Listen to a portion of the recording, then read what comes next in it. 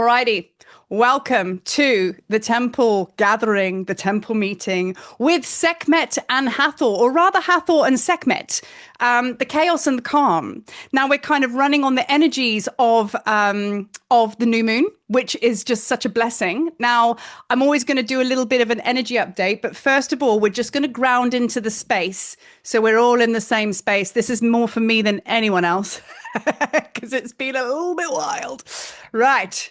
So taking a nice big deep breath in, just a short meditation. Inhale and exhale.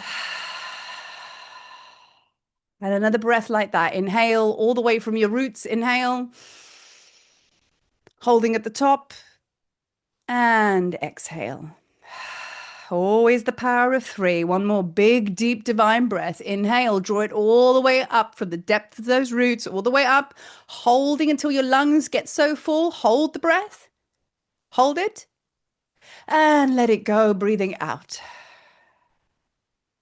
And now as we connect with our physical vessels, the beautiful physical you, and we take some nice, long, slow, deep breaths into the heart. And we exhale and we place our hands on our thighs with our thighs facing down. This is always a way to place your hands to bring you more grounding. If you want to receive, obviously you turn your palms up. But for the case of us just coming into the earth, we're going to kind of rub our thighs and put our palms face down on our legs. And as we inhale and exhale, we now send our energy all the way from our heart, breathing in. And exhale, we send a beautiful love breath all the way down through our bodies, out through our root, all the way down into Gaia. And there's a zing, a connection as we connect with Gaia's heart.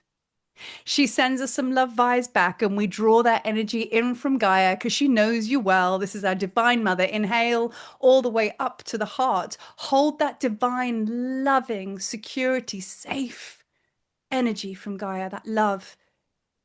And then exhale, send her a beautiful hug right back. And now allow your breath as you just inhale and exhale nice and smooth, just like a pulsation. And feel yourself as you bring this rhythmic breath in, that you're really tapping into the natural rhythm of Gaia.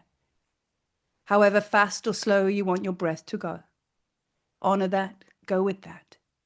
Receiving and then also giving to her. So you're giving her love and you're receiving her love.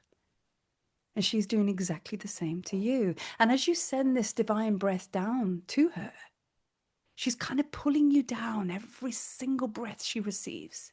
She brings you deeper and deeper into her heart.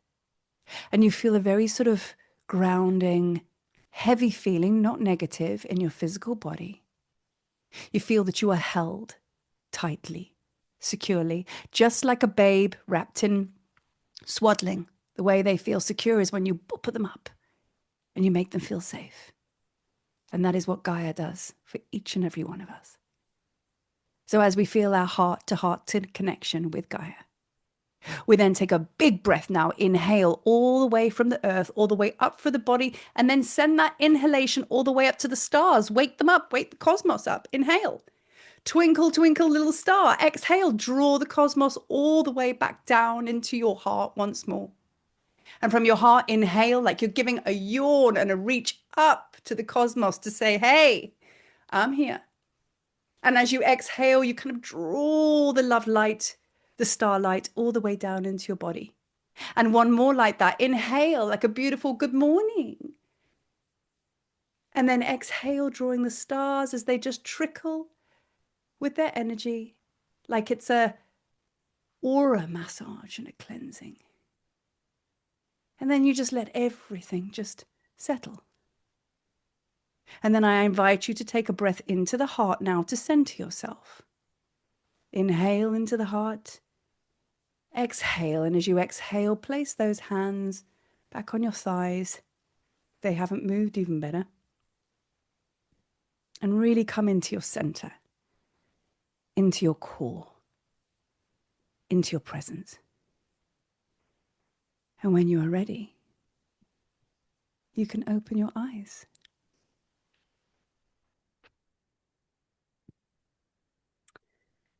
So we have so much to go through today in a good way.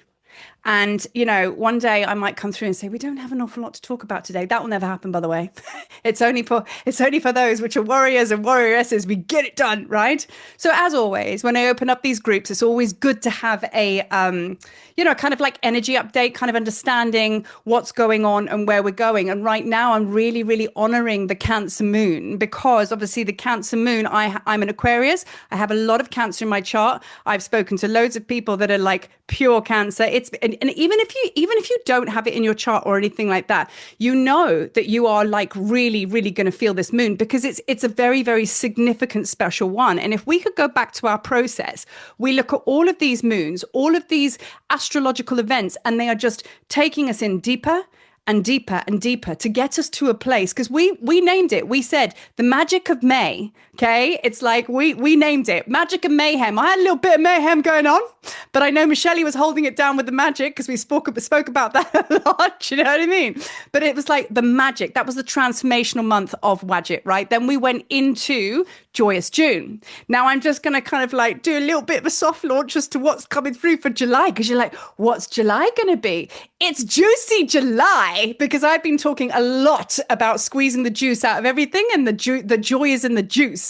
And we're going to get into that a bit more when July lands, but it's juicy. And what it means by juicy is the fruits on your tree of life are ready to pluck and it's good to go. So all of these terms, as much as they are fun, they are actually really, really strong in their energy because I don't know about you, I'm tired of walking around with my Jesus cross on my back, just going, I'm not worthy. This is done, yo. This is like, it's like we have to propel into the next level. So the more fun we have with this, even when we go through the darkness, it's still juicy.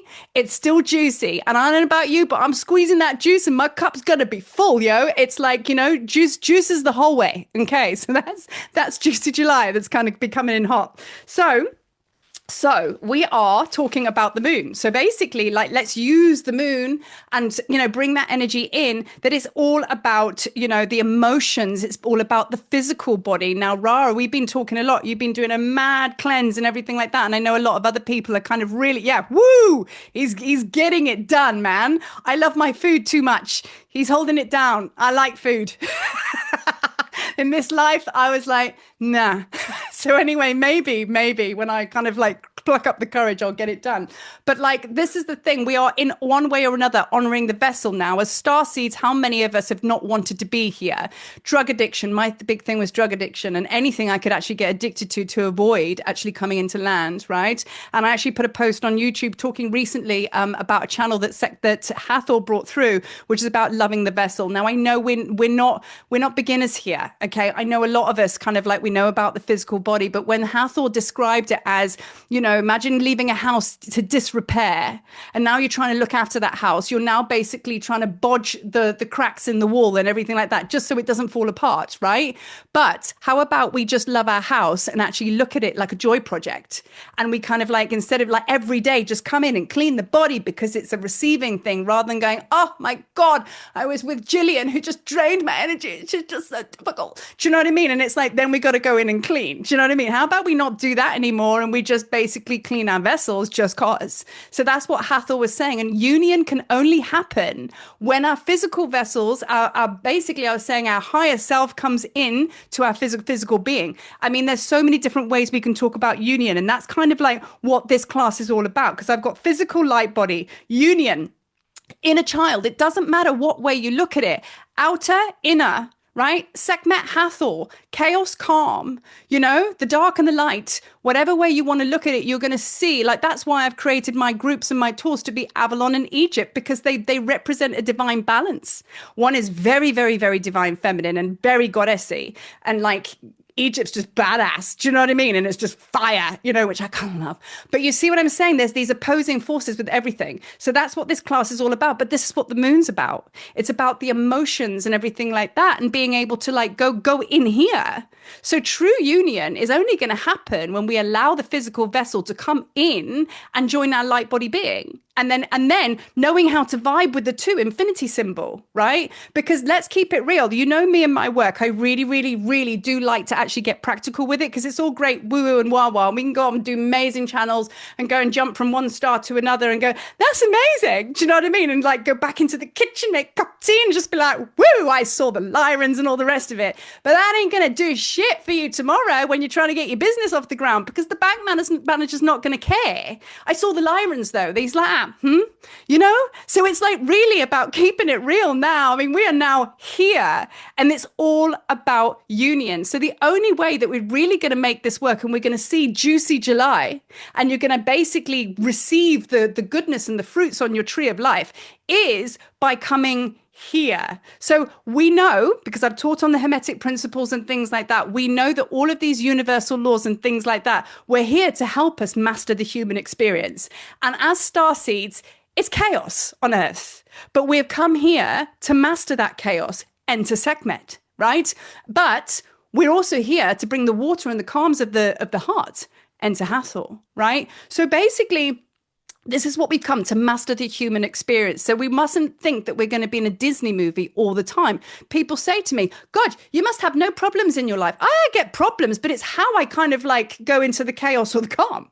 Do you know what I mean? So it's like, you know, I'm really not going to vibe with that. Sometimes it just takes, I'm not doing it. I'm sorry. No, you know, rather than entertaining it. So this is about mastering the human experience and the fact that we're having this conversation and we're actually here communing to kind of like tap into this tells us that we have now moved so far, because we're not just stuck in the sky doing channels. We're now going, right, how does this work? How do we physically land it? Like the Hecker codes, intention plus action equals creation, right? So most of us have been stuck in the action phase. You know, some of us have been too scared to actually bring the creative idea through because we just can't, you know what I mean? But now we've landed a little bit and you get the idea. You go into the action phase, which is like, right, what are we doing here? Now you've become a little bit more willing to live on Earth.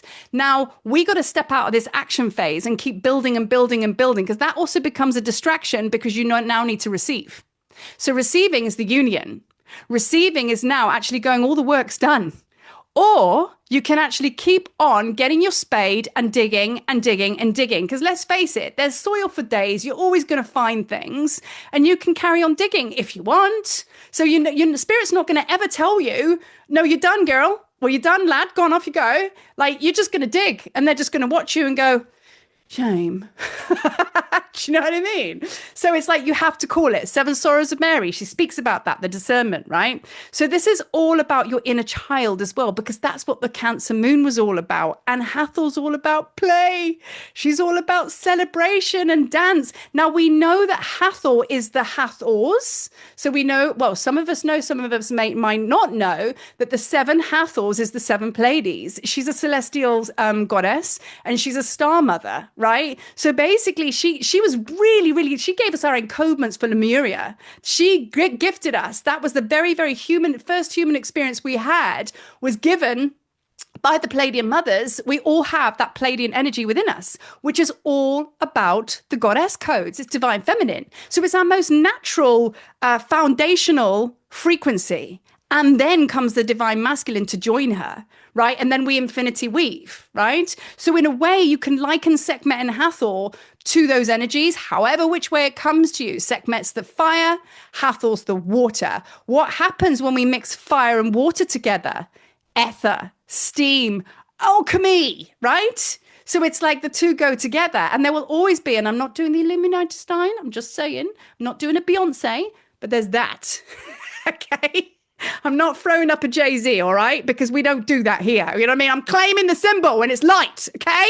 I love pyramids, word, okay? So now we've got this here. It's always in a case of three. It's always 1, 2, 3, right? So the 1, 2 is the divine feminine, divine masculine. Sekhmet and Hathor, they come together and they create. It's always in a 3 triangle. That's the alchemical formula. So I'm bringing this back on our radar because you're going to see this show up like everywhere. You're going to go, look at that. Look at that. So it's going to go from a 1, a 2, and a 3. You know what I mean? Because the 3 is the result of that balance. So Sekhmet and Hathor today are going to show us Three different ways we're going to work with them. What happens when we apply them to different situations? But remember, then we're not here to worship them anymore and do like loads of cool meditations, even though I do love doing that. But we want to actually get them on the ground now, because the Sekhmet aspects are in each and every one of you. The Sekhmet aspects are in me, and also Hathor, right? So it's now about awakening that divine mastery within you, so you can actually live the human experience. They don't want to be stuck on an altar. It's now time to bring it through, because we know how to do this. And let me tell you, I've been doing this for a long time, but there ain't nothing quite like doing these temple classrooms with you guys, because all your energy's in the circle. And I have this overwhelming joy of just like, well, this is tribe. This is what it feels like when we connect our hearts together. And instead of me just doing like a big spiral thingy, we do it all together. We bring that energy in together. It's powerful from where I'm sat, and my right ear is burning like a mofo. So they're saying yes. So I think we might have to just take some layers off in a minute, because it's either perimenopause or it's Sekhmet, but I'm going to go with Sekhmet. So, right. So now, the month of July, we've given it a summary. We said it was joyous, right? Now, just to kind of like bring it all in, remember, a lot of us got an ass kicking this month. I know I did, like quite a lot, but I anchored in the joy. I was like, this is happening because I'm going into joy. So we've been chipping away at the layers, right? So we're at this point now where we should actually be at a point where we've kind of got a whiff of our passion projects. We should have a kind of clarity on what kind of blows your doors off and gets you excited. Because this happens when you start to connect with your inner child. This happens when you speak to her and your inner child. I mean, if you say inner child to anyone, what's the first thing? Even if you say it to me, inner child, oh yeah, wounding. There's an immediate connection to that just through, because we've been in it for so long. But what about inner child? And she's just so happy. She's just so happy. What if like she doesn't need to be fixed anymore? What if she's so covered in band-aids, there's no more skin left? And she's like, Mama, I don't want any more. Do you know what I mean? Maybe we just need to stop fixing things and go, do you know what? Come down to her or his level and say, what are we doing? You want a lollipop? You want to bang out like some Afro house? Are we dancing?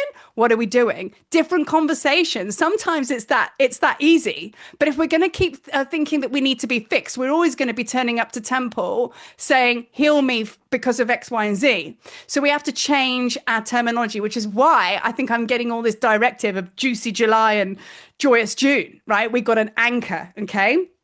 So as we know, Hathor is all about play, celebration, and love. That was the solstice, okay? I'm over here freezing my ass off in a cyclone. Bugger you all, got sun right now. I'm the Sekhmet sister, man. I need solar energy. Do you know what I mean? I really do. So anyway, but you guys over there, okay, with the heat, obviously you're experiencing that time to really pull those fruits off the tree. You really, really are. That's why it's different to what I'm going through over here. I've got a lot of inward self-reflection, but I'm still getting my joy from that. So there's the variation. So even though for those of you that are in hot climates right now and you're in summer, right, that means that it's now time. If you've got anything on your plate where you're like, I need to action this, do it. The fruit is ripe for the picking, right? Whereas me over here, like in what we call the winter solstice, I'm going inward, and I'm still kind of having the same energy as you guys. I'm just having a more intimate, quiet conversation with my inner child. That's all. Your inner child's you're climbing the tree,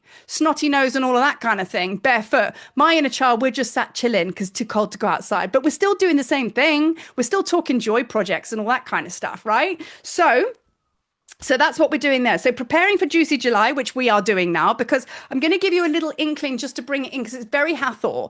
And the thing is, Hathor's not going away, and nor do I want it to, because Hathor's all about the fruits, the offerings. If you look up, this is what I did. I actually looked up Juicy, what god or goddess connects with Juicy? And I actually didn't realize that Google was going to come back to me. I just wanted to see what they said. And they said Hathor. And I was like, oh, damn. Okay. All right, that's fine. But then I actually sense and feel there's a lot of Horus energy coming in, because Juicy can also be a little bit of va-va-voom, right? And like, she's like, I think she's whispering to me, and I pulled a Horus card today. So I actually think that Horus is going to be in, possibly, maybe. I need to sit in channel and ask, but either way, it's going to be juicy. So what are we talking about here? We're talking about union. So that can come in a million ways. Union is not about your twin flame beloved, he shall complete me or she shall complete me. In fact, they won't. They're just going to shine back your biggest shit that you don't want to look at. Trust me, I know. But the one that completes you is you. So this class is all about understanding, where do you lack love in your life? Right? Because the key to the acceptance is the gateway to joy. So I'm giving us some very practical steps to enter this, to walk over the threshold. Right? Because like I say, we have done extensive work. Put your hand up if you've done like so much work on yourself. Absolutely. Put your hand up if you're kind of sick of it. Yeah, have a nosebleed every day. Kind of over it. Do you know what I mean? So like now I'm ready to actually step into something different. Can we please? You know what I mean? So it's like, it's a choice. So as a collective, yes, Joshua, palms up in the air. Woo! So like as a collective, you know what I mean? It's time to step in. And that's what the Cancer moon has come in. This moon is very, very different. And it's a new moon. So today, in this portal, we are choosing something different with the full moon vibes, goddess energy. We're rewriting our story. Okay. That's like we're rewriting. Sorry, hang on a second. We're rewriting the story. So now what we're going to do without further ado, okay, let me just, before we go into a meditation to bring Sekhmet and Hathor in, we're going to just talk briefly about the tree of life. And I'll probably talk a lot more and do more meditations about the tree of life in the way that I want to share it with you in light of Juicy July, right? So as we know, or may not know, the tree of life, okay, the branches connect to the stars, the roots connect to the earth, right? The trunk, I see it as you, and your fruits are the creations. Okay, so you can imagine yourself, whatever tree you would like to be, and you've got these beautiful fruits that are just hanging heavy from the tree, ready for the picking. This is where we get over focused on the fruit because oh my God, and then you realize that it's so overripe that they just fall. Some things you can reach for, some things they just fall. And we go, oh my God, I missed an opportunity. I missed actioning that creation. But that's actually not true because from ashes to ash, dust to dust, it goes into the earth, it gets reabsorbed by Gaia, and you feed up through your roots and it comes out again in a different way. So you never ever miss a opportunity, right? So your creations are going to be infinitely showing themselves to you. When we started this journey, we focused ever such a lot on the thing. I want to create that course. I want to create more money. If we focus on money, we're going to get less of it. Why don't we focus on the creative powers that we have within us and enjoy the ride? Because as a result of doing that, your fruits just grow anyway. Okay. So what we need to focus on so our fruits grow, how's that tree growing so successfully? Because it's balanced. We embodied the balance. We're plugged into the cosmos. We got just as depth of roots in the earth. Okay. Our trunk's strong, right? We're solid, okay? And squirrels are just they're living their best life. Do you know what I mean? We got a few birds under our arms here. It's just like everyone's enjoying, man. Kumbaya or Hakuna Matata, as we say in Africa, So it's like, that's how you got to look at this because you are the tree of life, right? So we're going to talk a lot about that and channel a lot about that when we get to Juicy July because the fruits are ready for the picking. But union is balance, is it not? Right? So it's all part of this process, right? So now we are going to go into a meditation to bring in Hathor and Sekhmet and just bring them in and then we'll come out of meditation and we will proceed. Okay, so just come into your space and then just closing your eyes. The only thing that we need to just not do here is to have our legs crossed or anything like that. But as long as your spine is straight, all is well. And we're taking a nice big deep breath in, inhale, hold, and exhale. Let the noise of my voice just fall away and anything else. Inhale once again, allow it to come all the way up for the roots to the crown. Hold and exhale. And now this final breath, focus on your heart portal. Breathe into the heart. And as you exhale, enter into your whole being, breathing out. Feel a very, very subtle shift of consciousness as you very much gently allow yourself to be absorbed by your inner world and allow the breath to come. It rises and it falls and it just deepens your experience of going within. And as you feel yourself floating in the stars, you have a moment to look at the sheer beauty of what your inner world looks like. There are nebulas, planets, different color stars. Even the midnight blue of the cosmos has different tones, very much like yourself. And there is a complexity, yet a simpleness to this expansive inner cosmos, this inner world. And you feel so very at home here. And as you allow yourself to float, you feel a sudden energy swirl around you now. And you cannot see this energy, you can just feel it. And it swirls between your legs, under your arms, around you. It is not distressing, it is neither fearful. And you can feel this, feels like a breeze. And it's spiraling around you. And as you allow your eyes to adjust, you see that it's like a million stars, like stardust. So you just relax and allow whatever this energy is to come in, because it feels so nice. And as you allow your physical body just to be held, weightless as you are by your cosmos, these stars start to flow around you, and you can feel now that it's almost like they're giving you a clean, healing you. It's like the gentlest whisper in your ear. And you feel your heart space now open more and more and more, until your heart is so big and you feel the infiniteness of how much love you hold within, and how much of a portal that you are when it comes to that oneness, wisdom, and love. And as you allow your eyes to adjust, this spiral now starts to circle around you. And as it gets faster and faster, you start to see physical form now. And as it spins so fast, you suddenly start to see 1, 2, 3, 4, 5, 6, 7 Hathors stood floating around you. And you see them in traditional form, like you would see them in Egypt. But they have these, because they're communicating with you in a way that you understand them. And you're like, these are the 7 mothers. And you can feel your heart space wide open. And as you feel this gentleness of being held, this celestial divine energy, suddenly there is a surge of heat that comes up through your root chakra, up through your central power channel, and it starts to gently make its way out. It's not intense, but you can feel it. You start to feel the heat in your hands. Every single mother, you look into their eyes like, what is happening? And they are smiling, for they know who is coming.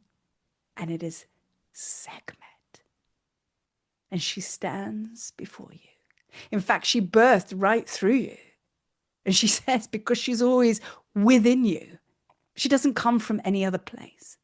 And she takes physical form now as she stands before you. And all of a sudden, the energy is rather intense, but it's not unbearable. It's an intensity that you know very, very well. And Sekhmet, she walks around you. She wraps her tail around your ankle. Her whiskers, they touch your face. And she gives you such the warmest embrace. She ignites your fire, the truth of who you be. She whispers now, open your eyes, what can you see? And as you open your eyes, your real eyes, there is so much light. And there is this cool peacefulness within you. And that is the energy of the Hathors. Yet there's this fire intensity, and it feels like courage. And it's very refreshing, because it's been a long time that you felt it's okay to be you. And there's almost like not caring, but there's just you taking up space. And that is the energy of Sekhmet. And as you allow these energies to now merge and move, you see beautiful pinks, because the pink comes from the Venus energy. That's the Hathors. Beautiful blues around you, fire reds, all sorts of colors. And you feel yourself that you're a beautiful blend of all of this cosmic energy, because you are. And then as you breathe in and you breathe out and you adjust yourself, suddenly all this energy comes rushing back into you. It's almost like you sucked it all up. And you look around you and Hathors aren't there anymore. Sekhmet's not there, but my goodness, they are felt within you. They are very much felt within you. And there is a wry smile on your face. For you now, for the first time ever, feel and understand and know in your body what it means to be one, part of it all. The cosmos, the mothers, the fathers, all of it. It's all within you. And you kind of go, huh? Because it's actually quite simple. And let it be known that they will never leave you. So with that being said, I wish for you to just come back to this space now, knowing that Hathor and the Hathors and Mother Sekhmet is all around and all within.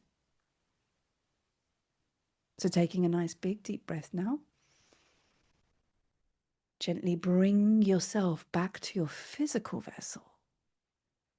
Your guardian. That's what your physical vessel is. It's the one that allows you to be in two worlds, actually. For you are all masters, and you have all mastered the two worlds. So now we come back into our physical. This is how we jump our realities, because it's all one. So coming back into your physical space. And then when you're ready, you can open your eyes.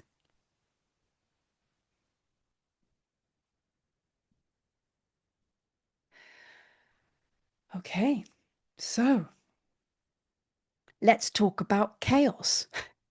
After that, it's nothing like a big dose of chaos to bring you back down to earth. Chaos. If you say that, let your mind just run free. Chaos, what's the first place you go to? Oh, it's bad. It's bad. Chaos is bad. Oh, you don't want to go out there. It's chaos. Meaning repulsion. Oh, no. Oh, she's so chaotic. Don't want to be around her, right? But chaos is the divine feminine. I get that a lot, by the way. I think I just spoke that out loud. Don't want to be around her. She's a bit much. But chaos makes me feel alive, all right? And it's not chaos as in disruptive. It's chaos as in I'll walk in a room and I'll wake you up, whether it's my loud laugh or whether it's my extreme joviality or my very, very good jokes. Either way, I'm going to wake you up. We all have a presence, right? We all have an ability to kind of like stir it up. Those that work with clients, those that work with other people, right? To get creative. What do you do if you sat there and you're now, right, let's brainstorm a workshop. Let's, even if you are not even spiritual and you're just sat in an office, that's what brainstorming is. Let's get it done. Get your pens. Right. Come on. Larry, what you got? Angela, what's happening? You know what I mean? And it's a brainstorming session. It's chaos. So when you think about it in every day, that's what everybody's doing. We're not disconnected from this. We just lost our awareness. Conjuring up, conjuring. And when I say conjure, everybody thinks it's the dark forces. It's not at all. Conjuring is being a master of energy. Conjuring, harnessing, activating. You are an alchemist, period.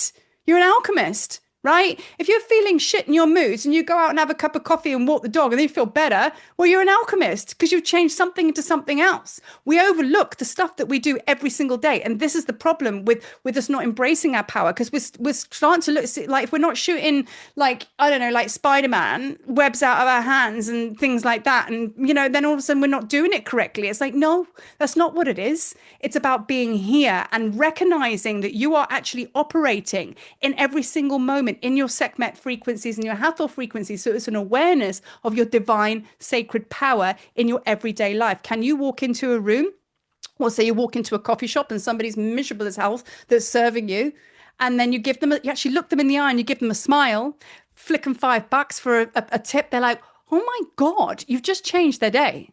That's alchemy. And that's our job. That's our job, to bring joy, right? The lady that's mopping the floors in the toilets, I always look at her and go, thank you, because it's a thankless job, but thank you, because that's actually the most important job. I see you. I see you. A human just wants to be recognized, acknowledged, heard, and loved, right? It's real simple. So if we can achieve that, we alchemize lower vibrations to higher vibrations, right? So now going back to the chaos, we are wanting to reorganize our minds on how we approach chaos, right? So what I've written here, opposing forces, okay? So that's what this class is all about, being able to harness the opposing forces. But we're talking about Sekhmet, who is all chaos, right? So we want to tame your flame. That's my latest saying. That's cool, eh? Tame your flame. Yeah, I made that the other day. Very proud of myself. So tame your flame, okay? Because that is destructive fire, basically is running your mouth, not controlling your emotions, basically wanting to throat punch somebody and maybe doing it. That's like, you know what? That's like, you gone. You know what I mean? That's like, you are not harnessing your power. You're actually splurging it out and vomiting it on others, right? And there's a lot of divine feminine anger in the world, right? Trust me, I live in Cape Town. It's full of it. And it's because they're so repressed and they don't have a voice and all the rest of it. So wherever you go, there is that. So I'm bringing it into real terms, not just in the spiritual way, because that in a way, you know, we can all nail our lives in the spiritual world, but we got to live, right? That's the gateway to all of this. We've got to be real about it, right? So basically destructive versus creative. So so in every moment where if you're feeling chaotic, and I'm like, I'll put it this way. Perimenopause, ADHD all kicked in at the same time. The moon's in the wrong place. And oh, Lord, Marie's having a fat meltdown. And I'll be sat there talking to my husband. And he's just like, you know, he just holds it down for me. And I'm frenetic. I won't do any posts. I won't speak to anybody because it's through that filter. Chaos, right? Now, all of a sudden, I'm excited because I've grounded all that energy. And I'm like, got a post coming through. That's when my channel flicks off, right? Creative. So it's basically about being the master of knowing when to pull back and when to come in, Hermetic principles. But when that chaos is firing and you've harnessed your flames of Sekhmet, you've tamed your fire, right? You have now harnessed that creative power, right? And we're going to get some days where we go crazy lady or crazy guy. That's when you step away from the table. And today's not the day. That is also harnessing your power, being responsible about what you're putting out there. Right? So that is also a version of it. So where the chaos comes in, there's change. If there's chaos, there's change. So if you look at a bucket of water and it's got silt at the bottom, you could look in the bucket of water and you could see, well, that's nice and clean. And then Marie comes along and kicks the bucket. All the silt comes to the surface. Not now, is it? All that stuff sitting at the bottom is all the stuff that you should have been dealing with. But you're like, no, my water's clean. And I'm like, no, it's not. Look at that. Do you know what I mean? So it's like that. That's also like, you know, you can actually have a perceived calmness, but it's not. Bring the chaos up. So the good thing about kicking the bucket is all of that stuff that comes up now, you can see it. It's not embedded. You can actually look at that. So you can look at that for your own healings. You can look at that with clients maybe that you work with. You're bringing their chaos up, so you can break it apart and go, oh, there you go, there's that there. We don't need it, right? But then we're going to go beyond healing, because remember what I said, we're not here to fix ourselves. Passion projects, man. Create that chaos. Do you know what I mean? Now, Ra, I got to bring you into it like I always do. You create some amazing music. And, you know, you go off, you just go in. He's like you, Michelle. He'll go and do like, you know, an all-nighter or several and just get creative. That's like chaos, right? You know what I mean? Where you're just bringing stuff in, channels coming in and your music is crazy mad. I love it. And that's a passion project. So that creative power is now being very much channeled into something very, very positive, right? But going off on a 4-day bender or binge eating or anything like that, you're out of control, right? So we need to bring that in. Speak to Sekhmet, help you harness it, right? So I want to ask you now, and you can write this down, what faces you currently that would be deemed chaos that you don't want? It's always chaos what you do want, but I'm just saying, what is coming at you, bro, where you actually like don't like that?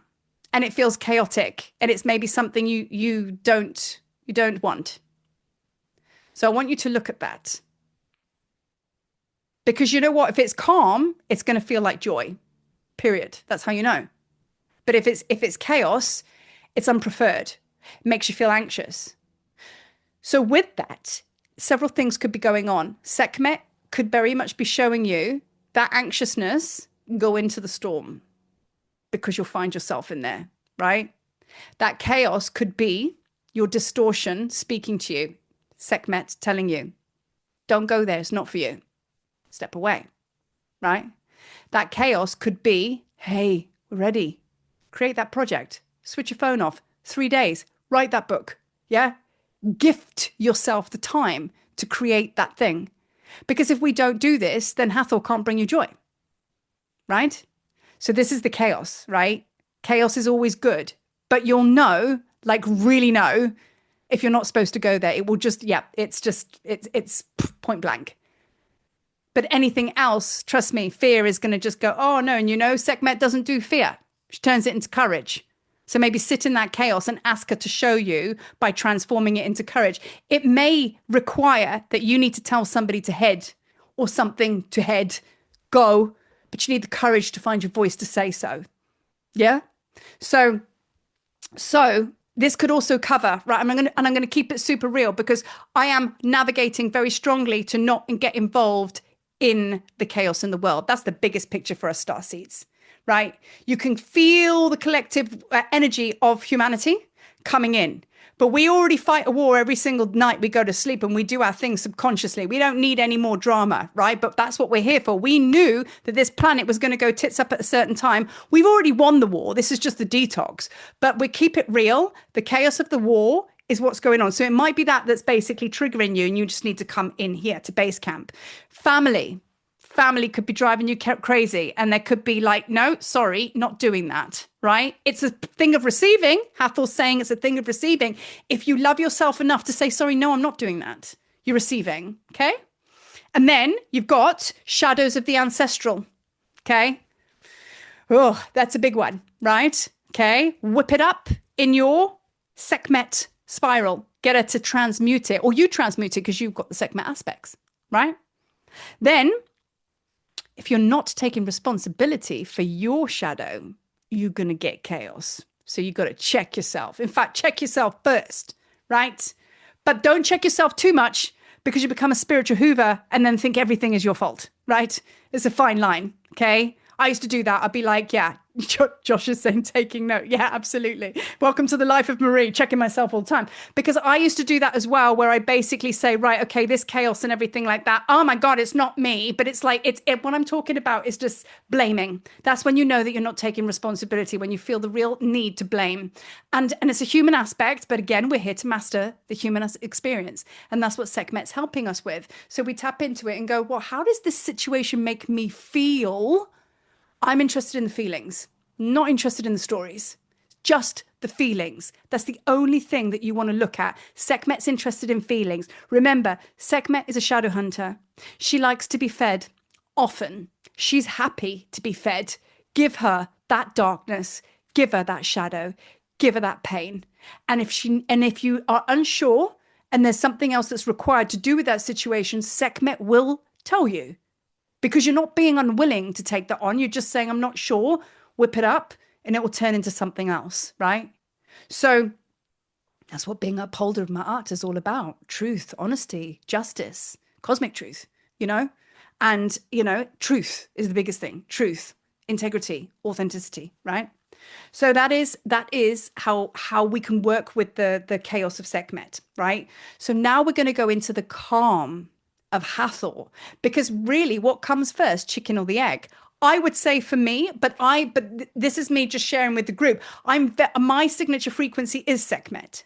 So of course, everything I feel is the fire first, right? And I've had to work very hard to tame my fires because I had a lot of anger in me. So is my daughter. Ancestral, as I say, a lot of fire, right? And I'm primarily a fire priestess. However, the water is now coming in. And I've only just started to do Avalon groups now. Why? Because it wasn't my time before. I was in Egypt still am actually, doing all the groups and everything, working with the fire of Egypt. And now I knew that it had to be balanced with Avalon because that's all water codes, right? So we can look at this, you know what I mean? The two have to be balanced, right? So this is where Hathor comes in. She's the heart, okay? It's going to be Hathor that actually you sit with the inner child. She's going to be the one that really takes you there. So remember, Sekhmet comes in first, I feel, and she'll burn everything away so you can see, okay? Now you're like, whew, all right. Now what? I want to go inside. That's a bit more of a tender journey inside, isn't it? So in comes the celestial goddess, Hathor. She takes your hand. And we must remember that I believe this is just the gospel of Marie. You may feel differently. The core of our beings is Hathor, because as I've mentioned, it's the Palladian frequency, it's the Lemurian frequency, right? But with Sekhmet, you know what I mean? It's like what comes first, the chicken or the egg? And for me, I really do feel that our core is Hathor because she is heart. And when you and she's like I say, this she's the celestial to the skies, to the stars. So I really do feel that she's your soft, squishy center because she's the goddess of motherhood. She's the celestial cow goddess, so of course, mother's milk. She's all to do with the creation codes and the womb wisdom, right? And remember that Sekhmet was born from her anger. Not many people know that. Hathor got seriously pissed. And then came like Sekhmet. She's just like, oh, damn. Like, you know what I mean? So originally we were all Hathors. And then somebody pissed us off. Do you know what I mean? And a lot of us are with our waters. Too much water. Not enough fire. Got to get your vavavooming. Or you come in with not like too much fire, not enough water. So whichever way you come in, it's going to give you a very powerful indication on how to bring this balance in. Same thing. If you're sat here going, shit, I've got a lot of chaos in my life. Well, great opportunities for you to get to work and squeeze the juice. Get busy with Sekhmet because that's going to be your first goddess you work with. You're not at Hathor yet. Or maybe you're just like chilling and you're just very, very soft and gentle, but you're a little bit meek and mild. Get the fires ignited, right? Get your lion heart popping. It's time, right? So the two have to balance. We can't have too much of one or the other, right? So as we spoke through Sekhmet, inner child. So Joy, I've been saying all month, where do you lack love? Where has Hathor shown that you lack love? Some of us, it's with our spiritual process of becoming. We're too hard on ourselves, right? It's too abrasive. Sometimes you just got to get your bed socks on and your pajamas and watch, a Disney movie. You know what I mean? It's like this, sometimes it's just what it is. I've started to do that now. And I don't know whether it's like I say my perimenopause, but it's like 12 o'clock midday. My husband's like, you going to bed? I'm like, yeah, I'm done. That's it. It's either that or walk into the swimming pool with rocks in my pocket. Do you know what I mean? But I've decided to go like the other way and just kind of like be soft and gentle. And in a way, you find yourself going back to your childlike self, doing things like that. What if some of us have children? Doesn't matter if you don't. But if a little kid came to you and he was only 3 and he said, I've got tummy ache, I don't feel very well. Are you going to sit there and go, oh, do behave? You got a whole day to go yet. Suck it up, buttercup, and get on with it. Now you're going to turn around to that little 2-3-year-old and you're going to go, oh, shame. What do you need? What do you need? And you're going to give that child everything. That's you. And that's what Hathor will speak to you in. She's the calm. She's the calm, right? So now honoring the vessel, that's your physical body as well. And I know a lot of us struggle, and Hathor's been speaking to me a lot about the physical body, that let's go back. She really, really, like, honestly, to be a priestess in Hathor's house, I think it was a little bit, do you know what I mean? Because she partied, she festivaled, she's known as she's known as the goddess of drunkenness, but that's because of Sekhmet. But festivals, celebrations, they went for weeks at a time, and the women would be in their frame drums playing all the way down the Nile, and they'd be calling people from the villages. People would just drop what they're doing. They're like, yo, we're going to go and party. Let's go. And that's what happened. And these celebrations would go on for a week. They would be orgies and all sorts of stuff because they didn't see it as we did. They just were like, we've got physical bodies and we're going to enjoy the flesh. We're going to squeeze the juice out. Do you know what I'm saying?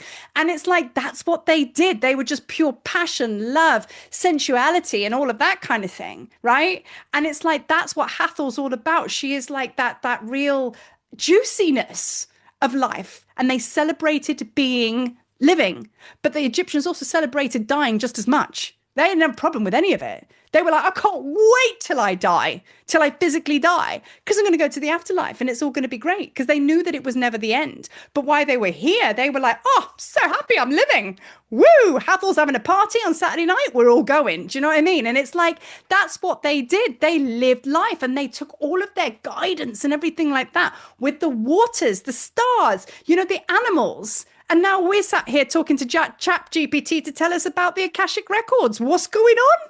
Do you know what I mean? So it's like, the divine wisdom of all of that is like knowing how to live in the physical. That I believe is our next stage. Some of us are very comfortable in being their physical. Me personally, suffered with addiction all my life. Fat shamed as a kid. I was big as a kid. I think just as a starseed, I think we battle with being in our bodies anyway. Do you know what I mean? It's like, yeah. I was always, it was my nickname at school was Big Mary. And as I wrote in my post, I'm quite happy for that name now because it means something completely different. Big Mary, yo. Do you know what I mean? But back then it was just like, it was a programming. So of course it wasn't okay to be me. I didn't want to be in this physical body. I felt very different to everybody else, extremely sensitive. And then I went into 10 years of drug addiction and so on and so forth. So I've spent my whole life doing what I can to reject this. And now us women, we come into perimenopause and now all of a sudden it's all about embracing this because we can't pass go until we do. So if you missed the boat back then, like I did, and then you missed the boat here, and then you missed the boat here, then it's acceptance of the body. But guys, it's also the men as well, because they have a divine feminine and you have menopause. Okay, that's what I'm calling it. But there is a shift and there's a change. There's an evolution that goes on as the result of allowing the divine feminine to show us how juicy it is to have a physical body. Not saying I've nailed it. It's a work in progress. But this is going to be the biggest shift in us coming into this union that I speak of, because Hathor said to me, you can do everything, Marie, but if you don't start loving yourself into alignment, you're going to be 98% downloaded and you're just going to hang like a dodgy Wi-Fi. You're never going to quite connect in. Do you know what I mean? So it's like that's got to happen. So these parts have got to come together, as above, so below, so within, so without, right? So that's about the body. Okay. So yeah, so basically, I've just hated working too hard. It's also another example of actually rejecting yourself. Like, with Hathor, remember, Hathor's all about receiving. It's like Sekhmet clears the way so you can receive. Do you know what I mean? And Hathor's the one that says, right, my darling, it's now time to receive, And I'm giving it this very, very, very kind of like in very everyday terms, like I say, because I could sit here and turn this into a spiritual history lesson of Hathor and Sekhmet. But guess what? When you leave here, you're not going to be any further forward.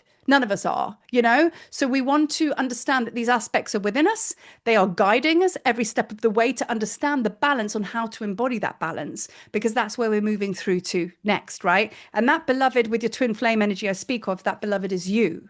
So then, if you're one that's looking for a relationship and everything like that, when that comes into union, your Batman side is going to go in the sky and he or she's going to be like, hey, here I am, because their Batman sign went in the sky, because guess what? They've been doing what you've been doing. So it's a process, and it's like really, really important. And Hathor, for me, I don't know why, but I just feel so connected to Hathor when it comes to twin flame stuff, which is your sacred counterpart. Basically, your sacred counterpart is the reflection of you. So if you come into union and you don't have a partner now, imagine what your partner's, if it's a mirror, if your twin flame is a mirror and you're in wholeness and you're looking for your beloved because it's just time, because you're a whole lot of whole and you're fine. You know what I mean? And then they turn up, it's going to be like, whew, instant. They've already healed. You've already healed. Have you ever thought about that? That maybe your counterpart agreed with you that we weren't going to get together, so we just fix ourselves through our mirror triggers, as I call it. I've done it for 24 years. I married mine. Most difficult journey ever. Do you know what I mean? And I did it within a marriage. Intense. And now for those that are kind of on the journey and now are looking for that sacred counterpart, that's how it's going to unfold. That's the full circle. That's it.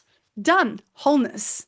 This is a very important conversation to have, So now, any questions, by the way, because me, when I get rapping, I don't stop, Everybody okay? Anybody got any questions? Anybody want to say anything, or are we good?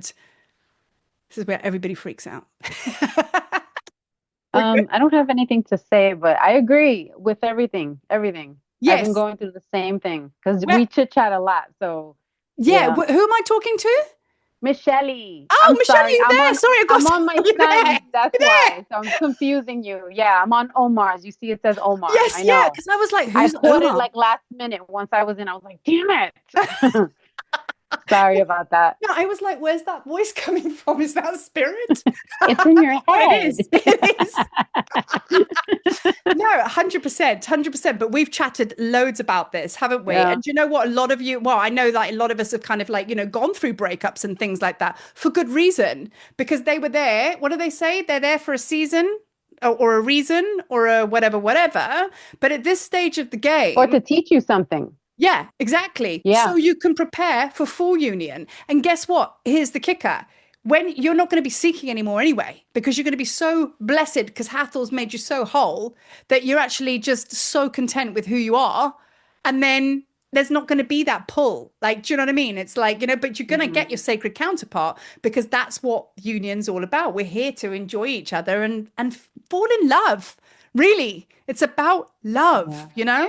And that was another thing with Hathor as well, without sounding too cheesy, okay? Because you know me, I F bomb a lot and I'm a little priestess with pimpling. So I don't get all gushy and slushy about things, you know what I mean? But the other day, I was actually outside, a random moment, sliding the door shut, and I was like, I got so much more love to give. And I felt my heart just like so open. And I was like, there's more. There's more love to give. And I had this profound moment that the only thing that was in between that and like everything was my physical body. It was like because I hadn't brought it into alignment. And they're like, well, if you give as much love to everyone else in the world and everybody you connect with, because I just love it, then do that with your physical body, then it won't be so restrictive because we are infinite portals of love, are we not? It just never stops. It's like we just keep going, but it's our physical body where it just sticks because we need to be the portal like that. And she was like, well, if you want to give more love and you want to tap into that consciousness and just like, and I'm feeling less scared in life as well. I don't know about you lot, but I'm actually really, really feeling it with all the work that we've been doing. I'm less fearful to actually put myself out there. So I'm actually feeling more and more vulnerable. And thank you, Michelle, because you brought it up the other day that I didn't realize that I'm sharing more and more about my life. Hmm. I didn't purposely not share that. This is Hathor, 100%. And it was only when you said, oh, you got some videos with the kids and oh, we saw your dog and all this kind of stuff. I didn't realize how that's what freak was like, whoa. I didn't realize how much I was keeping closed because it wasn't a conscious thing. And then all of a sudden I'm like, yeah, this is my child. And yeah, this happened. And you know what I mean? This is like, this is my Hmm. dog.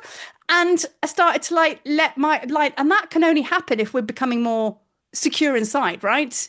So it's a good sign, I think. So yeah, so tomorrow we're gonna go for a walk with the dogs. Okay, you're coming with me.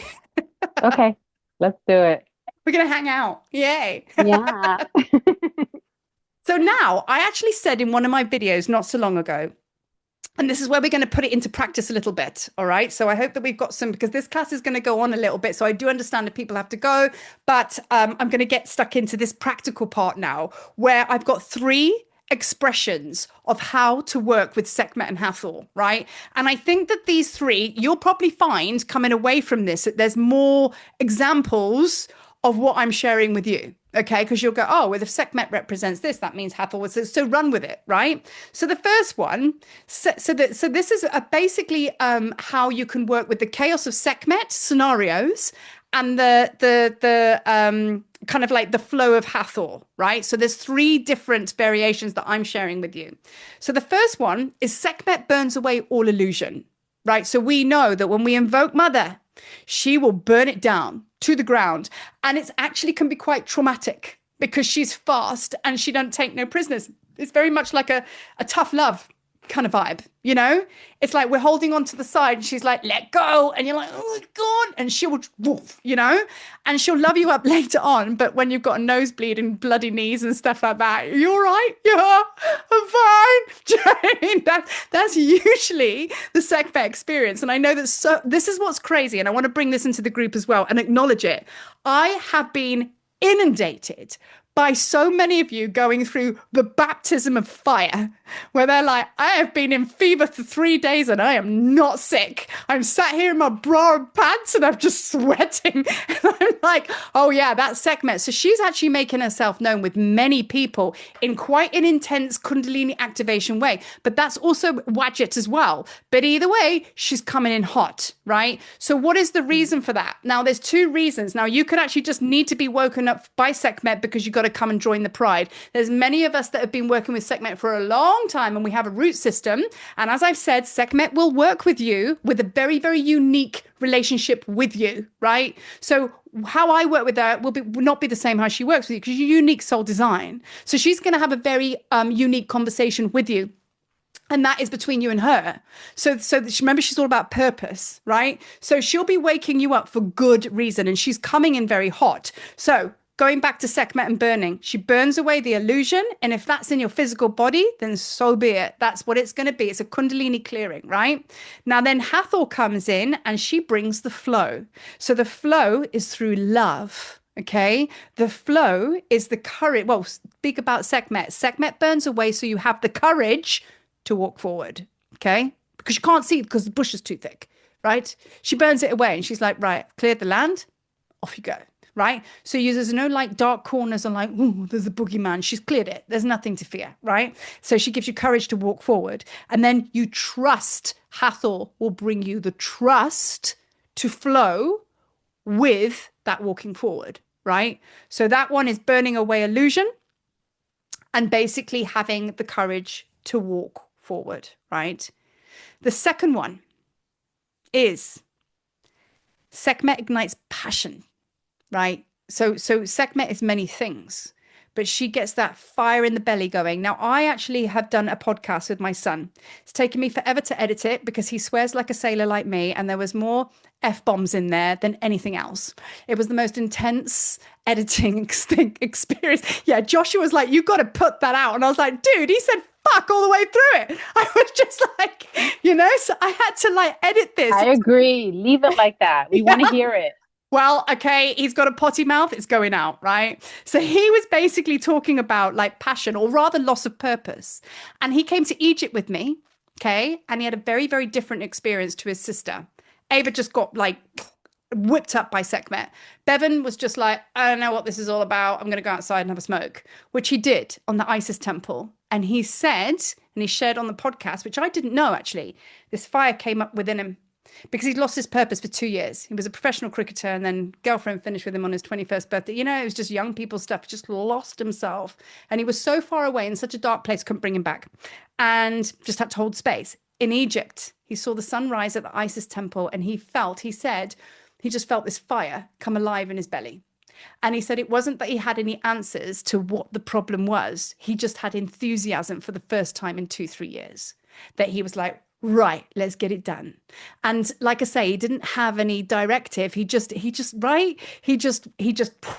to live. So that is, in a way, Sekhmet burning the fires, probably Isis actually, and a bit of Horus in there. But burning away the fires to ignite passion, right? Because you cannot create unless you're passionate about something. And if you are creating and you're not passionate, you're actually just doing. You are just doing, you're just a robot. So our creative, I was talking to my husband about it as well. We want money because we don't have it. That's the biggest complaint, right? But if you're going to chase money, you're going to get zero abundance. If you chase and create with the creative passion, abundance just happens because of that. So be careful where you place your focus as to getting your passion projects going. You know what I mean? Focus on the creativity, the drive that makes it come together, not the thing that you're creating. Because guess what? When you get to that project, are you just going to sit there and go, I'm all done. I created that one thing in my life. Amazing. I'm going to go on holiday for the rest of my life. No, as soon as you've arrived somewhere, you're like, right, what are we doing next? So is it the thing that you're trying to create? Or is it actually the energy of being a manifester, being in your conscious creator mode? So shift your focus to there, because I don't chase gold coins. I love what I do and I'm incredibly abundant, but I don't have gold per se, like coming at me left, right and center, but I can't explain it. In my life, I have a lot. I have a lot I don't want for anything. And I've always thought that I wasn't abundant because I didn't have the gold coins that came directly in my hand. But I can't explain it. It's not an explainable thing. And that comes because I chase my passion rather than the dollar, right? Big difference, because that's your innate power. That's what Sekhmet wants you to know. That's the driving force, as you as a starseed incarnate. That's the driving force of the universe, right? Rah, rah.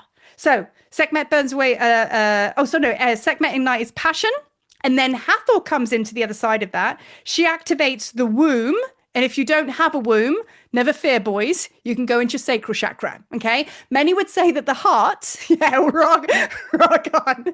Phew, that was a bit close. I don't have a womb. Oh dear. It's okay. You're good. You're good. You know? So now Hathor activates the womb, the sacral chakra. Some people will say that the creative space for that, like, you know, a man's womb is the heart. I personally feel is the sacral chakra because it's the masculine and feminine balance there. And it's a creativity chakra along with the solar plexus. But for me, that's where I feel that your creation codes lie. And that is gonna cultivate ideas and the courage to create. So instead of like the first one, we spoke about the courage to walk and to trust the flow with Hathor. This one is about igniting passion with Sekhmet and getting the ideas flowing. And then the courage to create is where Hathor comes in because she's all about womb wisdom, right? So she's the one that will just like cultivate it. It's like the final push and that, oh, baby, you know what I mean? And then you'll go and do some more breeding and continue the process. You know what I mean? So now, okay, so I'm on fire today, aren't I? A little bit of self-love. Anyway, it's the new me. I'm so like, you know.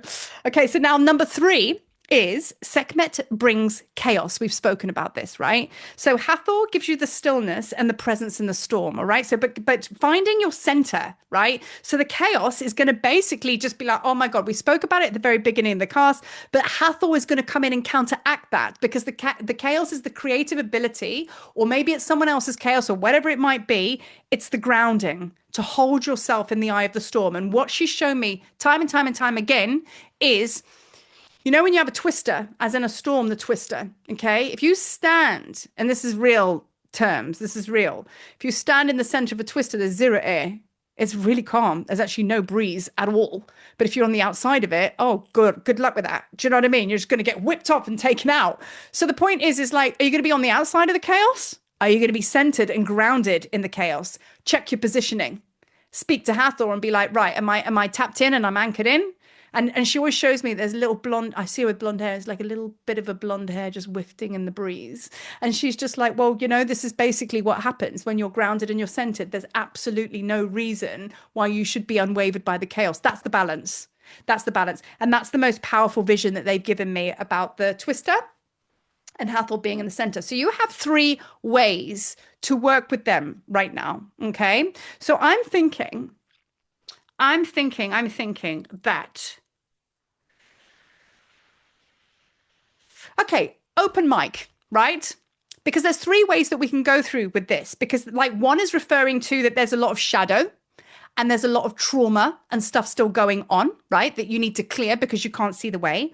One speaks about igniting passion projects. And the other one speaks about balance, which is standing outside of the storm or inside the storm. Where do you feel is the one that you need to work with the most? Where would you feel that you are struggling the most? And you can either put, if you don't want to speak, you can put 1, 2, or 3 in the comments there. It's entirely up to you because we're going to make this work for you guys. Balance. Okay. I'm also feeling that balance. Yeah. Yeah. Because we worked with Sekhmet for a long time, right? And I think that she's burnt our shit down many times. Do you know what I mean? It's like, it's happened a lot already. We've experienced that. It's very last season, right? And then the second one is basically what I'm always going on about, which is the Hecker codes, igniting your passion projects, right? Intention plus action equals creation. But I didn't want to obviously influence. Okay, so Samar's saying number 2. But you know what?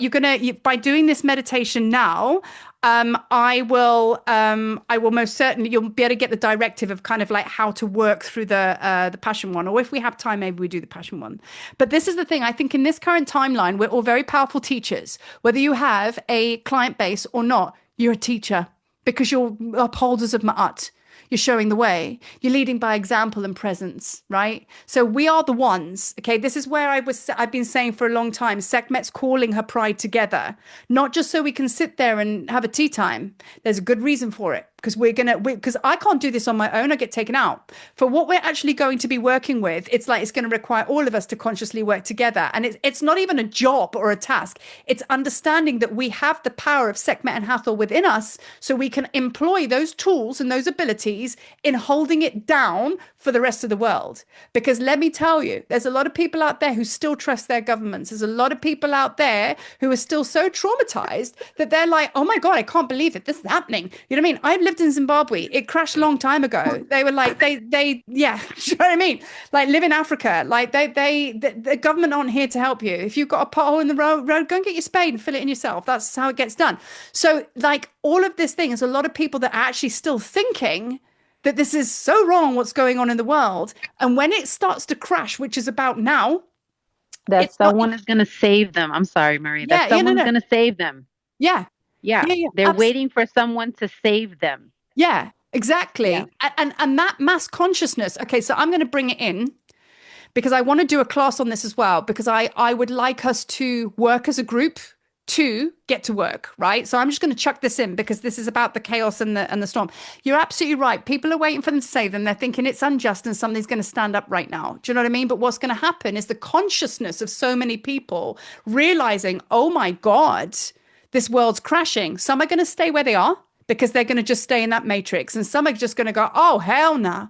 And they're going to come over to this side. It doesn't necessarily mean that you're going to be working directly with clients as such. It's going to mean that we have to hold it down in our energy fields and anchor in stronger, while more people come in and kind of like, you know, how you hold hands and somebody's really anchored on that. That's what it's going to be like. And that's going to pull you each way. And if you are not strong in your starseed incarnate self, you're going to get pulled off and you're going to get sick and you're going to get burnt out. So it's not that we're literally going to war. It's just that the symptoms that you're going to get energetically is burnout. You're going to be tired. You're going to feel very unwell because you're basically purging all this through your physical body. You're not supposed to. You're at portal, because if you tap into this twister and this anchoring in, I reckon anything that comes into that spiral of Sekhmet gets whipped up. And you just anchor it down and you just hold it down, right? If you are not anchored, your own chaos is going to take you off center. So I think that this is like very, very, very powerful that we're going to do. And also as well, I'm going to do some more work. And this is the group that I was speaking on. And I did a video and I didn't release it because it's so deep. We are in Atlantis full circle. And this is a very exciting time. We have won the war and it's a done deal. So no fear here. All sweets and gravy. But Atlantis, we are in the new age of Aquarius, right? We are in the new age of Atlantis, full circle. Technology was Atlantis's main gig. It's very divine masculine. Lemuria, very divine feminine, came before Atlantis, right? But Atlantis popped up in many different places, not just one place. But what happened there was those that were like the powerful wisdom teachers wanted to reach for a bit more power. They opened portals they shouldn't have done, right? But what they ultimately did was they thought that they were more powerful than nature. So they tried to harness through artificial intelligence and technology what Gaia did. And that's why it all came crashing down. And that's why Spirit just said, no, no, no, no. What is happening now is very, very important, because so many very powerful teachers are speaking about how AI is a sentient being. It's not, because artificial intelligence should give you the fucking clue that it's basically not real, okay? And this is how the downfall of Atlantis happened in the first place. So there's many of us that need to really, really like ground down into the truth of this, because the only intelligence that we should be tapping into can only be accessed through here, right? It's divine intelligence. So there's many people that are recreating the wheel from Atlantis, which caused the downfall. We're not going to fall. And that's not what I'm saying. We're good.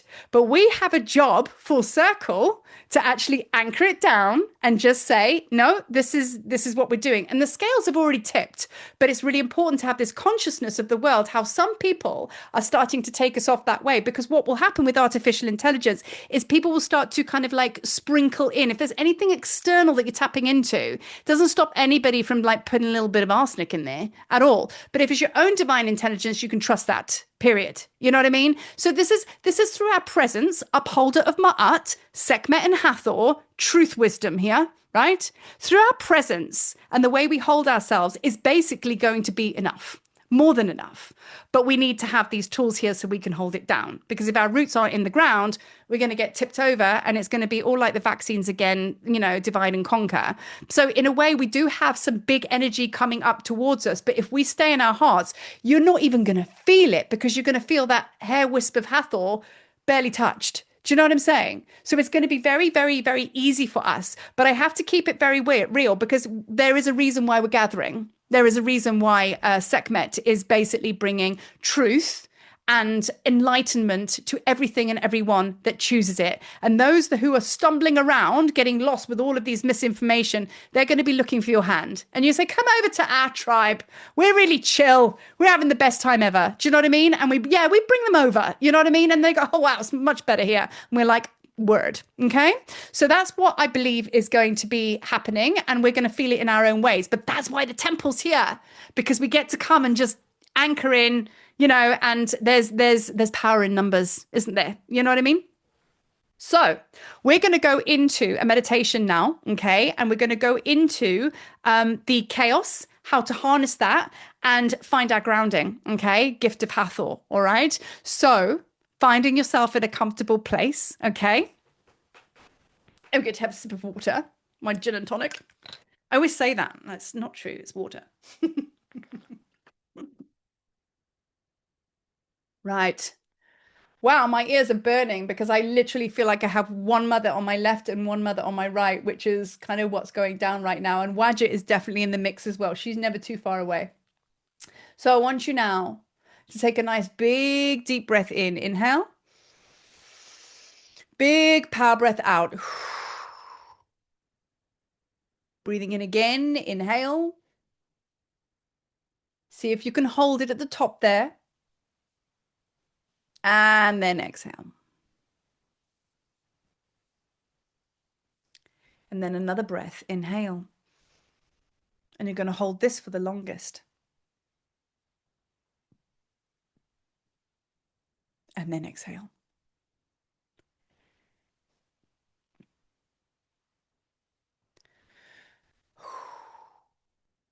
So visualize yourself now, taking some nice long deep breaths into your heart and seeing yourself float into your heart portal.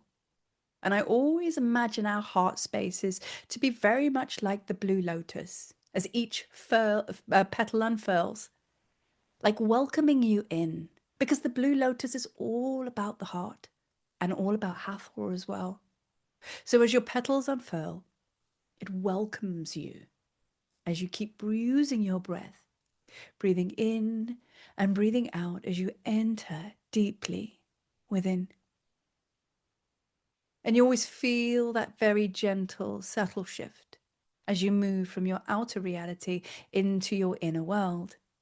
For you are the one that walks between worlds. That is what a shamanka and a shaman does. And this is one of your superpowers. Your ability to move freely between dimensions and worlds. And as you feel yourself entering in, allowing yourself to be held by that beautiful inner cosmos, taking a moment or two, and then you feel that energy start to pull you. And there is a magnetic pull that takes you now. And you just follow it, for you know it is your time for journeying. You know that you're being called to another dimension, for there are always many timelines open for you to visit at any time. But this one, you are being called by Sekhmet and Hathor. So allow yourself to be taken as you shoot off down another tunnel. And slow, it's very slow at first, and then suddenly there is just faster than the speed of light, so much light shooting past you. And you just take some nice deep breaths and allow yourself to be comfortable for the journey. Allow yourself to be taken. And you start to sense and feel a bit of a light at the end of this tunnel. And you prepare yourself for landing, so to speak. And as you land in a curious position. You are sat with your knees pulled to your chest, sat on the floor. And this is a position that the ancients always took. For this brings life force, keeps their life force into their physical vessel, because this is the way that they honored and celebrated the two, the light body being and the physical. So by bringing the knees into the chest, you start off strong. And as you sit there pulling your knees into the chest, you start to look around. And as you look around, there is nothing to see. For you are in the middle of a desert. And the sand just goes on. It's infinite. And the day is warm. And you start to clamber yourself to your feet as you've taken your soft landing into this dimension. And as you look around, there is such a beauteous vision, because there is truly nothing here, but it's beautiful. The nothingness is beauteous. And as you look up above, you're very aware that it is 12 noon. For the sun is bellowing down upon you, a very strong solar energy. And you take a moment as you look up, you open your heart, and you give praise to the one supreme God Ra. For you are a daughter of the sun god Ra. And sun, well, it's your most primary energy. And as you stand and you start to take in your whereabouts, your environment, you can feel beneath your feet the sand, the warmth and the coolness of the sand. And then you start to hear water. And as you look over to your right in the distance, there is the most aqua blue water. A beautiful array of papyri gently blows in the wind. The herons, the wildlife, even the wild camels. It's almost like you are in this arid desert. And when you look to your right, an absolute paradise. Death and rebirth, for the desert represents death, and rebirth is indeed the River Nile, which is a portal in itself. So you stand, still a little bit confused because you are here on your own, and you wonder why you stand. So you trust, and you know. And as you look down at your toes, bringing your eyes away from the sunlight, you become very aware that something or someone has just entered your space now. And it gives you such a depth of energy in the pit of your stomach. It is not a dread, oh no, it is an immense primordial power. You have not brought your eyes up from your feet because you dare not, but suddenly you feel a lot of heat. And that heat is not from the sun. This is a different kind of heat. This is a fire from within. And as this fire rises up within you, you start to feel almost like heart palpitations, flutters in your heart. And you are very, very clear that it is your lion's heart that is awakened. And you know the presence that you feel is Sekhmet. Through probably deepest respect, actually, not so much fear, but an apprehension, because she is fierce. You can feel that she has stood in physical form, but you dare not raise your eyes yet. And you hear that low growl in her throat. You never know whether she's going to pounce or pander. So you keep your eyes low in absolute respect. And then she starts to make herself known a little more and starts to growl. And it gets louder and louder and louder. And you know now, okay, I'm going to look up. And as you look deep into her eyes, suddenly you feel all of your cells ignite, like almost like the full embodiment of Sekhmet comes alive. She comes out of you and through you when the time is right. And she looks deeply into your eyes because this is not the first time you've met her. You've been with her for lifetimes. So let's just get to it. She lets out an almighty roar, and your rib cage just vibrates. And it takes everything for you to hold your energy. But that's what she's doing. She's challenging you to say, are you going to falter or are you going to stand? Take my energy, meet me where I stand. So you muster up, holding your hands in your belly, the biggest roar. You breathe in and you just let it go, and you allow this almighty roar to come out your being.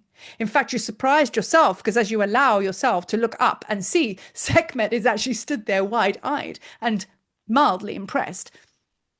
But it shows her that you have indeed embodied her, and that you are showing that your courage is very much present. It is showing her that you fear very little when she is around. But this is the thing. It's to know that you are safe. It's to know your Sekhmet self, no matter where she is. Because here's the thing, she's always within you. She's never anywhere else. So this is about knowing thyself, trusting thyself, having more confidence in thyself. No one must wait for a meditation to join me. I am here in your waking days when you drive in your car, when you make food in the kitchen. I am with you and watching you always, in all ways. For you have agreed to be a devotee of Sekhmet, and this is full devotion of which you have shown. But it is now time to work with my chaos, she speaks. And it is now time to bring the intensity of that. And with that, she waves her hand. And suddenly there is like almost like a sandstorm that starts. It just becomes very, very windy. So you stand there and this wind gets stronger and stronger and stronger. And then all of a sudden, it becomes not so much a sandstorm. It starts to become like a twister, a spiral of energy. And the sand is being sucked up. And this is like really intense because this is happening just beyond you. So you're on the outside of this spiral and you can feel all the sand and the stones flicking up on you. This is too much. And you put your hands to protect. And she then looks at you and says, harness the chaos. And she brings that twister closer, and it's stinging now. It's hurting your skin, and you're screaming and you're shouting no. And she's like, harness it. And you get pushed so far, and then suddenly there is a surge of energy, and it comes through your heart. Your lion's heart now turns into Hathor's heart, and there is an absolute beauteous light of blue that comes out of you. You even feel cow horns grow upon your head, and there is like an angelic celestial energy that comes on board. But make no mistake, it's not powerful. It's very powerful. And as this twister is coming toward you, Sekhmet is building this energy more and more and more. And she's still roaring at you, harness the energy. And now you take your hands down, for you are not scared. You do not feel this pain. And you walk in your Hathor self, heart open, expanded, distracted, distorted by nothing. You walk straight into the middle of that twister. And now you become the storm, but you are in the center. And now you expand it. And with your Hathor energy, you start to breathe. And as you exhale, these beautiful golden codes come out of your heart. These beautiful golden codes come out of your energy field. And what it does is it expands the space inside of this twister. And you now realize that you're manipulating this chaos. And you can see through the distortedness, Sekhmet is stood on the other side and she's smiling and she's nodding. And now you start to play with the energy of this chaos. And you realize that every single thing you feel, every single thing that you speak, you say, or do has an effect on this chaos. And you are now starting to see your power. And it is formidable. Yet here you stand. All of a sudden, you take the effort out. Yet this chaos is still moving around you, and you let it. For you are working incredibly hard working it. You realize I don't have to do that. And you stand. And suddenly there is an intense wave of stillness and peacefulness that just comes over you. It's almost like you forget where you are. And in your eyes, you close your eyes, but you just see blue all around. And even though you're stood in the eye of the storm, there is so much space around you. And suddenly you feel your feet tingle. The feet all of a sudden ignite the chakras. And there is an anchoring into the earth. The energy in your sacral chakra starts to now connect with Gaia. And you feel that there is this energetic magnetic pull. As the energy of this twister ignites further, you ground down deeper. Your celestial cow horns now touch the cosmos, and there is a twinkling on top of your cow horns. And there is almost like a bit of delight and play that comes forward now. Because what went through is like absolute intense, oh my God, that is so painful on my skin. I don't want to get hurt. This is really scary. To now all of a sudden, joy, play. And why is that, do you think? And then Hathor speaks. My child, my sweet one, you are the purest of pure. And your heart has just opened, and you have let us in. And it matters not with any adversity, with any chaos. There is no other way than to harness the chaos, except through the heart. Know thyself. Plant your roots deep.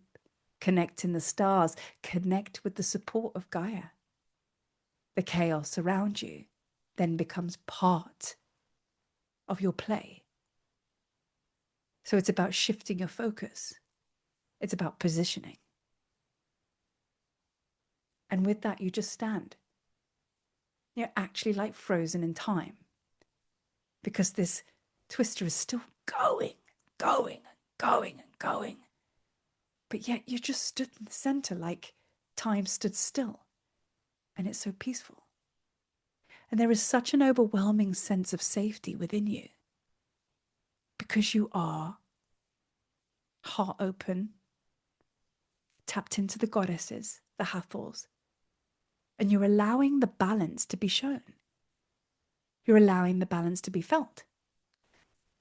And Hathor says to you now, the only thing you need to understand about this dynamic is where you place yourself. Always look at your positioning. The divine activation of positioning. Placing yourself in a sweet spot allows you to enjoy the juice. And you smile. And then suddenly the sand and the twister starts to calm down a little. And before you know it, it just falls back onto the desert. And here you stand, eye to eye, with Hathor and with Sekhmet. And there is one final thing to this now. Hathor and Sekhmet, they open their arms and they show you the Nile. For that is the portal. Here you stand in death, and rebirth is the Nile. You find yourself now just calling to be cleansed. And she said, this is the final gift we give to you today. To love your body, your physical vessel, for it is the one that harnesses such power. That physical vessel has its own body's intelligence beyond your divine intelligence, and it is waiting for you to tap into that. So allow yourself to be ignited and united with your physical body. You take your clothes off and you walk across the soft sand, and you find yourself looking into the waters of the Nile. Looking deeply into the waters, it crystalline sparkles and invites you in. You dive in, and there is just a sudden explosion of light. Your body tingles. Every single cell in your body awakens. It's almost like it awakens for the first time. And you are so comfortable being naked. You're so comfortable being in the waters of the Nile. You're so comfortable in your present moment, for there is nothing else. And you are so comfortable being in this body. And then you realize, you get it, that nothing happens without the physical vessel. It never got in your way. It was never trying to slow you down. It was trying to wake you up. For the magic is right here. You find yourself bobbing on top of the waters now, held, supported, and you feel the water is igniting every single cell in your being. It's awakening your chakras into the next level of awakening, for we're moving into a brand new time. There's also a cleaning process going as well. For that you don't really need anymore is being drawn into the murky depths of the Nile, for it to be cultivated into something else. And you feel that your body is shining and twinkling. It is now time to step out of the Nile. You climb to the banks. You place your clothes on your body. Sekhmet and Hathor, they are distant figures, and there's just like a mirage. But you know that it is a mirage because they truly live inside of you. That's where they be. In you. In the physical body.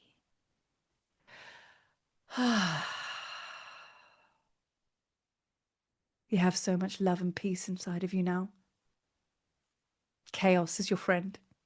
Your physical body holds your magic. How can anything get better than this? So now taking a nice big deep breath into your being, into your beautiful physical body.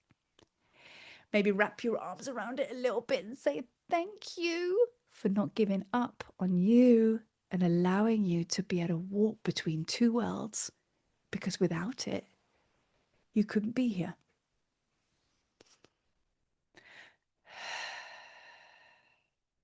Feeling your heart and your high heart's just activated as well. I just felt that go pink. Yeah. And when you're ready, and you feel that you're back in your body, you can open your eyes.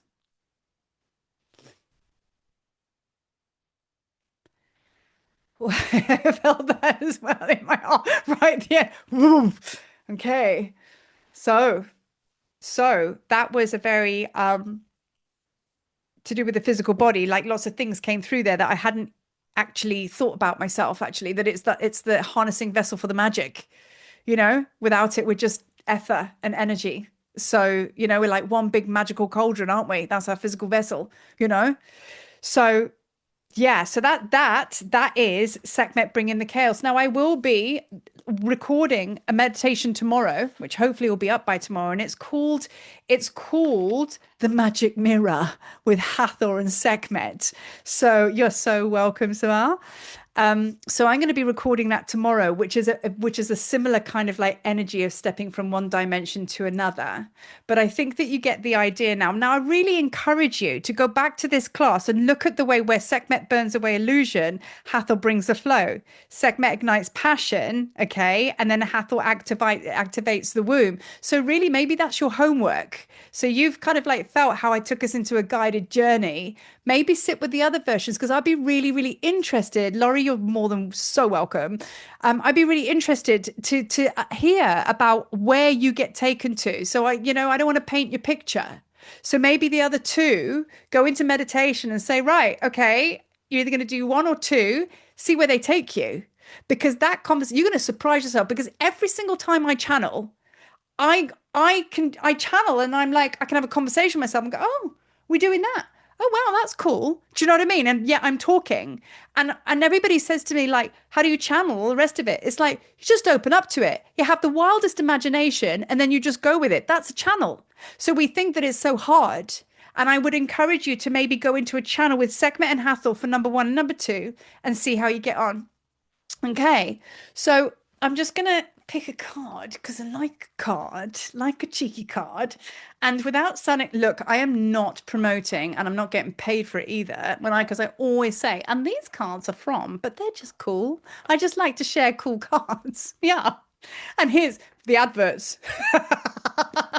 Okay, I am not sponsored by Rebecca Campbell. Okay, but these cards are particularly, can you see that little lights in there? Amazing, the ancient ones, and they are all about stone circles. If you like stone circles and pagan shit, you're gonna like this. You know what I mean? And the other ones, like the rose cards and the rose oracle, amazing. But these have to be for me the best cards that she's done so far. And I really, really like them because she's got a very, very good way of educating you with these cards. So when you pick something about a stone circle, she's got some really, really good information in there as well, which helps you learn on the job. So let's see what the stones have to say. Like we need any more magic in our life. Infinite, man. Okay. So let us see what they say. Okay. So let me just pick them here. Oh, love it. Love it. Love it. Okay, so we have three cards here. Your first one is the gateway, open doors, opportunities, right timing. There we go. That is, I love a good doorway. I love a good portal. So that is basically now it is time to step up and practically work with this energy. We do it together. You're not beginners. You know what I mean? It's like, you know how to do this, right? We know how to do this. Live the question, curiosity, open your mind, live into it. So that is the channeling thing I was just talking about. Okay. Go and do what I did, and you'll be surprised as to what conversation you have with Sekhmet, which is your truth from your divine intelligence. Go in and chat to her or Hathor, right? And then the third one, hidden treasure. You're on the right track. Gift revealed. There we have it. There's the water. Okay. Woo! You know? So that's like confirmation, and they're always confirmations. And then before I sign off, I have a special announcement. I'm not pregnant. Well, I kind of am because I birthed a big baby today because that's why I've been so quiet. So many of you have been, I've been trying to chat to everybody and I've not been able to because I've been very, very under it, birthing a new baby. And this is my soft mention, but I have now signed off on the Sekhmet pilgrimage for 2026. Okay. 15th of May, and I have been working my little bottom off, and Sekhmet's been going today, and I'm like, had a few issues. She put me through my paces because I wrote a whole website and then realized I didn't save it. Had to start again. So anyway, God loves a trier. So we did it and we've done it. And it's going to be an amazing, amazing pilgrimage. Very different to the classic tour. The classic tour was an initiation and it was just like boom, boom, boom. Every single temple I could think of, it was in there. This is a pilgrimage, much more like a retreat experience, right? And it's very much like drumming on the side of the Nile, fire ceremonies, breathwork ceremonies. We'll be in a private villa for some of it. You know what I mean? We're going to be going to Sekhmet private visit at night and in the day. So we go to Sekhmet at night between the hours of 11 and 1 a.m. And let me tell you, I've done it a few times before, and it is like, and we get the whole of Karnak Temple to ourselves, private visit. So there's going to be all my teachings involved, and we're going to be going to Temple Mut. Everything to do with Sekhmet is what that tour's all about. So who is it for? It's for the devotees. It's for those that really want to deepen their connection with Sekhmet, for those that have already been on a path for quite long and they need to now be initiated into the next level, which is exactly what she's done with me. And I will obviously be sharing all of my wisdom and magic, working with Sekhmet to bring that out of you, but the best way that I can. All right. But then what happens is between you and Sekhmet. That's the difference. Okay. So I'm not going to teach you anything. I'm just going to open the portal so you can remember it all. That's it. And that's all. So I'm space holding for that. And there's cacao ceremonies and all sorts in there. So I get to teach a lot more rather than on the bus just for 10 minutes, which is what it was like before. So I'm going to be putting the information out tomorrow. Okay. And then any of you that are interested in joining me, or the process is we have a Zoom call, you go away and let it marinate because that is opening the portal. I really, really want it to be divinely aligned. Don't like taking anybody with me who is just not, for whatever reason. So if you do want to get on the call and you are serious about it, it's not an obligation after that call that you have to sign up. It really is opening the portal so you can sit with the codes of Sekhmet and then make your decision. So I really like it to come from a very, very authentic place, more for you guys than anything, because it's a big choice, you know, it's a big choice. So that is May the 15th. And then on the 16th is new moon, where we give out our new moon intentions between the pores of the Sphinx. So it's a big year next year. So with that, I'm gonna let that settle petal, okay? But anybody got any questions or anything? Is everybody like, is everybody good to go, Yeah? All right. So I'm expecting lots of feedback. This is the I'm first. happy. I'm excited. I can't wait. I This is know. exciting. I know. And also, as well, I've been threatening, Michelle, he's been on my ass to actually share the SoundCloud of Marie's DJs. I've been doing Joyous June, and You I've got guys some. have to hear it. It's amazing. It'll Thank have you dancing. I had it on all these couple of days because I've been cleaning. My family's coming. So it's going to make So you yeah, clean. Great. yeah, yeah. Get stuff done, you know? So yeah, so That's it's right. all Afro house and it's like, and I gave it, and I actually recorded a mix the other day, which is actually called Hathor's House. Do you like what I did there? Hathor's House. And it's just like feel good music, man. You know what I mean? It's feel good music. So yeah, so I'll be sharing that with you when probably tomorrow, actually. So look out for that. And it's all to just bring joyous June into juicy July. That's it, and that's all. So guys, thank you Wait, so. Marie, Yes, where are you sharing it, honey bunny? I will Where, put like, it. I where do will we find put. it? I will put it all the stuff with the links and everything like that. I mean, I'm really, really trying Oh, hard. in an email. Like you'll Yeah, send and an email? either on an email, but I will always put like in the community posts on YouTube. I'm really reliable with that, so it will all go on there and it will go on email. And then, like I say, I with SoundCloud, obviously, I'll just upload and then away we go. But like I say, I'm a DJ in practice, and the reason it's taken so long is I'm such a perfectionist that I've re-recorded, re-recorded, re-recorded. And Michelle was like, "Just put it out already, God damn it!" So I just got stuck in the doing phase, and that was part of my medicine, actually. So anyway, I just want to dance. And now Ra knows what I mean because Ra's just an amazing music creator, hey? So maybe in the future we're actually going to go to Egypt, Ra, and we're just going to like bang out a festival. That's a seed plant, hey? Yes. Totally, totally. It's happening, bro. It's happening. But as always, guys, thank you so much for taking the time to join me in Temple because it's always just the best time. And I'll be hearing, well, from you all, like however we connect. So yeah, loads of love to you and see you soon. Yes, exactly. I'm going to do that. Mwah. Big loves, guys. Big loves. See you later. Bye.